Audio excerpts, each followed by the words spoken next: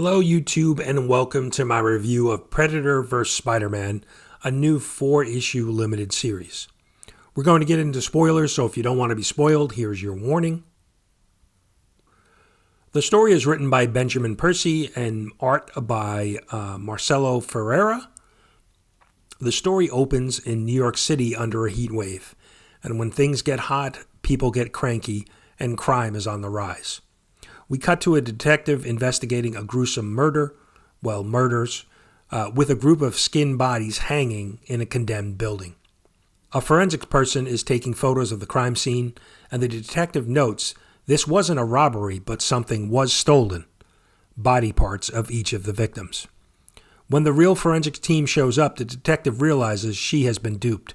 Spider-Man ditches his jumpsuit and gives J. Jonah Jameson a call with a story and photo scoop. Jonah, his usually jolly self, barks at Peter and just wants to make sure that he has photos. Spider-Man is on his way to visit Jonah when he gets sidetracked when he swings by a robbery in progress. The bad guys get away as Spidey saves some kids in the street, trying to beat the heat. The robbers duck into a warehouse to split up their cash and get greeted by an uninvited guest, who treats them far worse than Spider-Man would have.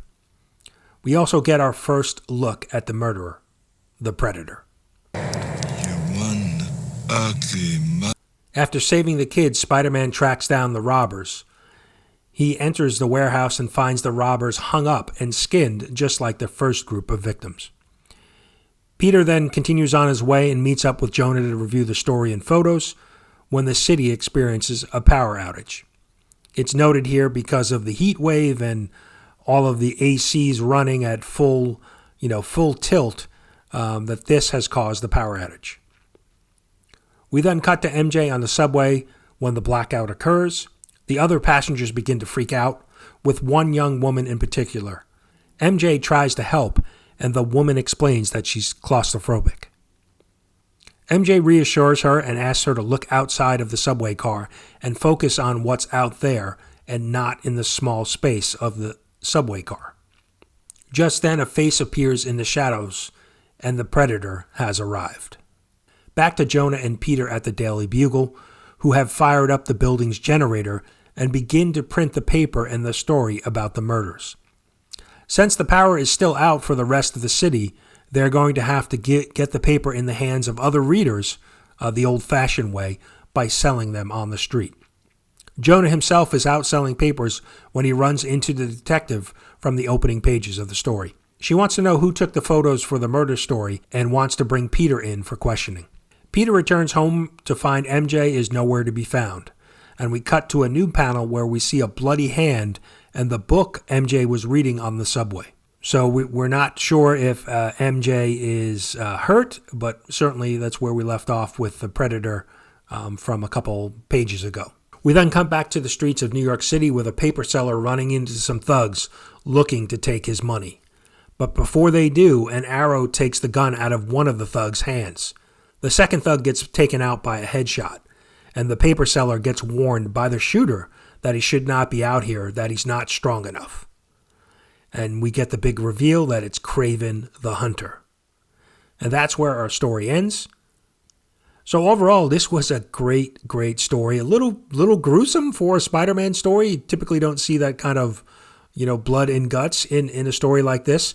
I really felt like it was kind of a throwback story. And obviously, given where Amazing Spider-Man currently is, Peter and MJ are not together. So this definitely feels like a story from, a different time. And J. Jonah doesn't work at the Daily Bugle anymore.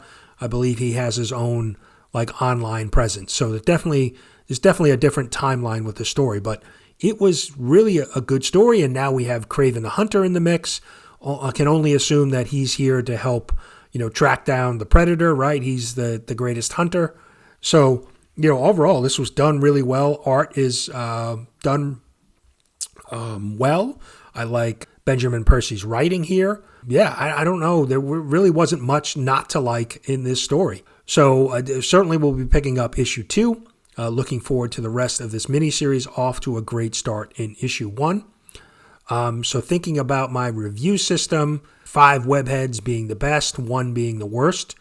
We're gonna go a solid 4.5.